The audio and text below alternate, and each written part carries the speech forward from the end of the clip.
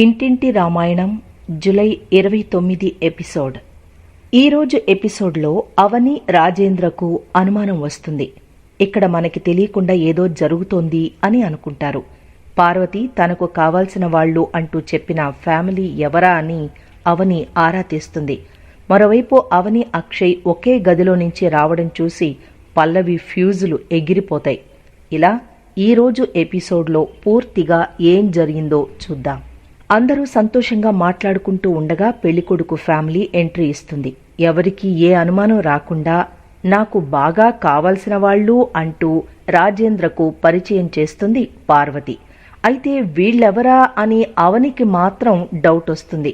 చక్రధర్ బాబాయ్తో ఇంత క్లోజ్గా మాట్లాడుతున్నారు, అత్తయ్యకి బాగా క్లోజ్ అంటున్నారు, మరి మామయ్య తెలియకపోవడం ఏమిటి అని అవని అనుకుంటుంది. దీంతో రాజేంద్రను పక్కకు పిలిచి అవని తన అనుమానాలు చెబుతుంది. మామయ్య, ఆ వచ్చిన ఫ్యామిలీని నేనెప్పుడు చూడలేదు. అత్తయ్యేమో కావలసిన వాళ్ళు అంటున్నారు. అందులో కుర్రాడు అస్తమానం కళ్లతో ఏదో వెతుకుతున్నట్లు అనిపిస్తోంది. తండ్రి కొడుకులు ఎప్పుడు గుసగుసలాడుతున్నారు. కొంపదీసి వీళ్ళు అని అవని అనుమానిస్తూ అడిగింది. రాజేంద్ర కూడా అవునమ్మా, నాకు వాళ్ల మీద డౌట్ వస్తోంది.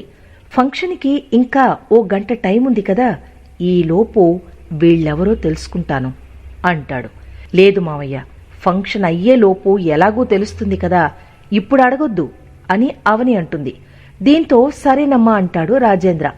మరోవైపు పెళ్లికొడుకు వాళ్ల అమ్మని తీసుకుని పార్వతి లోపలికి వెళుతుంది.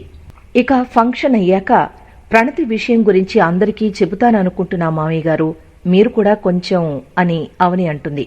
అది ఎలాగో అనుకున్నదే కదమ్మా, నేను నువ్వు చెప్పిన దానికి సపోర్ట్ చేస్తా కాబట్టి ఇక్కడ కాదనే వాళ్ళు ఎవ్వరూ లేరు, ఏమీ చేయలేరు. అయినా ప్రణతి గతంలో చనిపోదామనుకుంది. అలాంటి తనని ఇప్పుడు సంతోషంగా ఉండేలా నువ్వు చేశావు. ఇప్పుడు ప్రణతి తనకు నచ్చిన వాణ్ణి పెళ్లి చేసుకోవాలనుకుంటుంది. ఈ విషయంలో పార్వతి కూడా అడ్డుపడుతుందని నేను అనుకోవడం లేదు.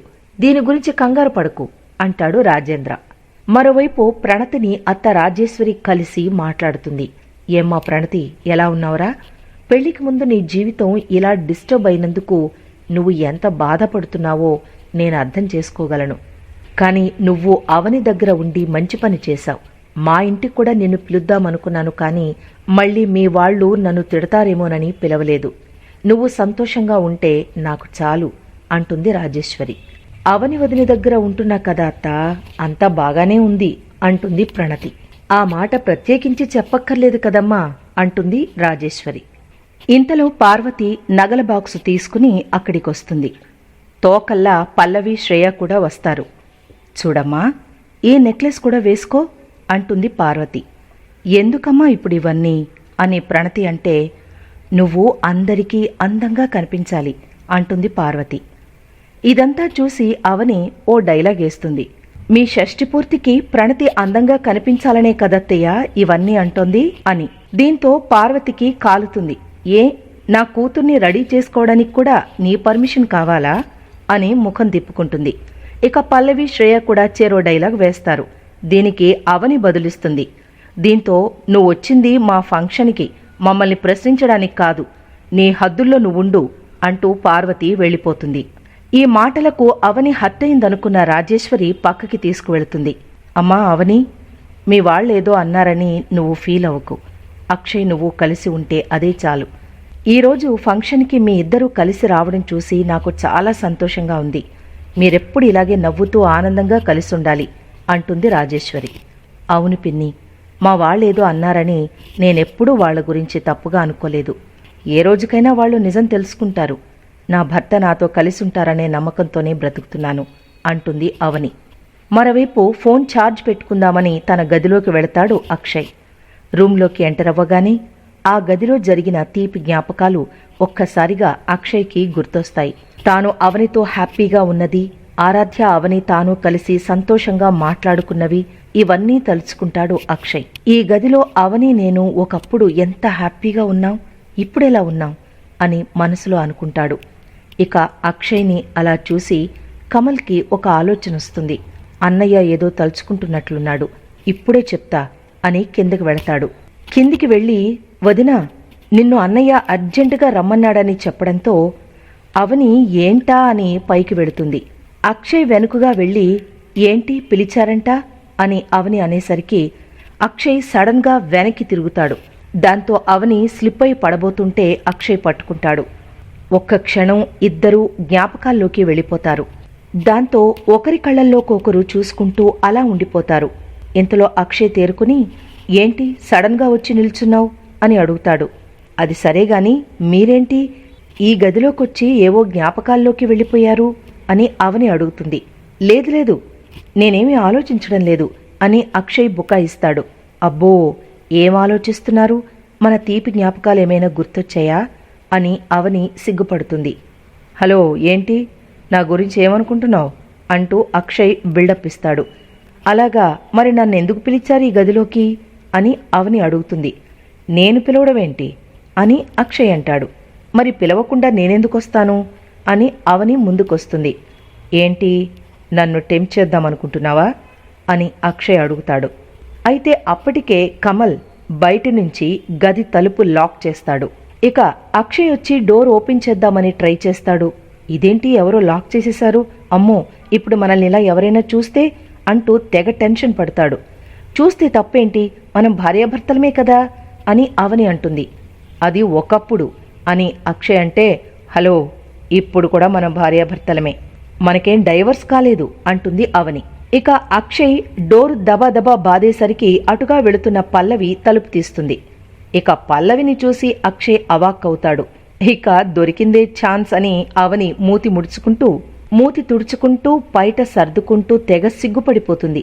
ఇది చూసి వామ్మో అంటూ అక్షయ్ పారిపోతాడు. ఈ సీన్ చూసి పల్లవికి ఫ్యూజులు ఎగిరిపోతాయి.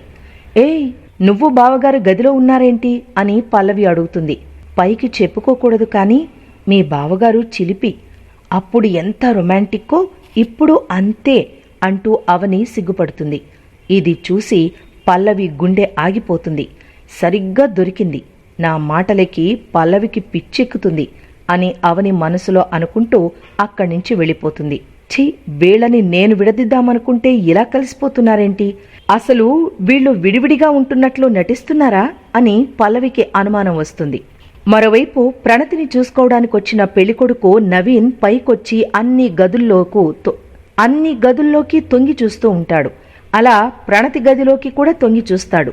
అప్పటికే రెడీ అయ్యి కుందనపు బొమ్మల అద్దం ముందు కూర్చుని ఉంటుంది ప్రణతి.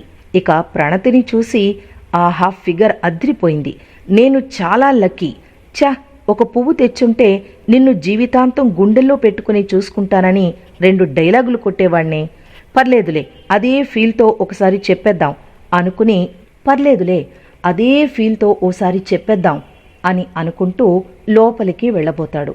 ఇంతలో అవని అక్కడికొస్తుంది. గదిలోకి దూరబోతున్న పెళ్లికొడుకుని పిలుస్తుంది. హలో, ఏంటి గదిలోకి దూరుతున్నావు, నీకేం పనిక్కడా అని అడుగుతుంది.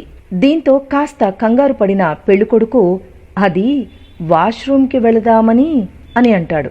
అడిగితే ఎవరైనా చెబుతారు కదా, ఇలా గదిలోకి తొంగి చూడాలా అని అంటుంది అవని. ఏంటండి ఏదో దొంగలా మాట్లాడుతున్నారు, అసలు నేను ఎవరో మీకు తెలుసా అని పౌరుషంగా కుర్రాడు. తెలీదు, ఎవరో చెప్పు అని అవని అడుగుతుంది. నేనెవరో మీకు ఫంక్షన్ చివర్లో తెలుస్తుంది అంటాడు. ఇంతలో వాళ్ళ నాన్నొచ్చి రే నవీన్, ఇక్కడేం చేస్తున్నావు అంటూ తిట్టేసి వెళ్ళిపోతాడు. ఈ సీన్తో అవనికి ఇంకా అనుమానం పెరుగుతుంది. ఇక అందరూ మాట్లాడుకుంటూ ఉండగా పంతులుగారు వస్తారు. ఏంటి పంతులుగారు, అరగంట ముందే వస్తారనుకుంటే ఇంత లేటుగా వచ్చారు అని శ్రీకర్ అడుగుతాడు. నా వాచ్ ఆగిపోయింది నాయనా, అందుకే కాస్త లేట్ అయింది. సరే కాని అందరూ ఉన్నట్లే కదా అంటారు పంతులుగారు. అవునండి ఉన్నట్లే, కాదు ఉన్నారు అని కమల్ కామెడీ చేస్తాడు. ఈ రోజు చాలా దివ్యమైన రోజండి, ఇలాంటి రోజు మీ దంపతులు షష్ఠి పూర్తి చేసుకోవడం చాలా శుభప్రదం. ఇది చాలా మంచి రోజు కనుక మీ షష్ఠి పూర్తి కంటే ముందు మీ కొడుకులు కోడళ్లు కూడా దంపతులుగా కూర్చుని ఓ పూజ చేస్తే చాలా మంచిది అని పంతులు సలహా ఇస్తారు. ఇది వినగానే నో, మా తమ్ముళ్ళు వాళ్ళ భార్యలు చేస్తే సరిపోతుంది కదా, నాకు పూజ చేయడం ఇష్టం లేదు అని చెబుతాడు. ఇక్కడితో నేటి ఎపిసోడ్ ముగిసింది. రేపటి ఎపిసోడ్లో మళ్ళీ కలుసుకుందాం.